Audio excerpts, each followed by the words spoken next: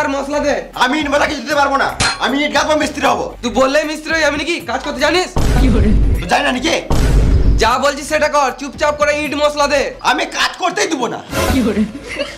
ভালো বলছি, মাথাটা সরা, আমাকে কাজ করতে দে। আমি সোর পয়না দেখি করে কাজ করো। শুয়োরের বাচ্চা, কাজ করতে দিবি না? না। দাঁড়া।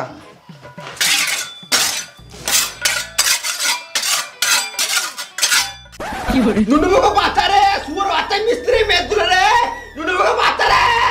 তখন থেকে গাঁড় জ্বলা ছিল, কাজ করতে দিছিল না। একদম যাবি না, না তো তোর মুখে ইট ভরে প্লাস্টার করে দেবো।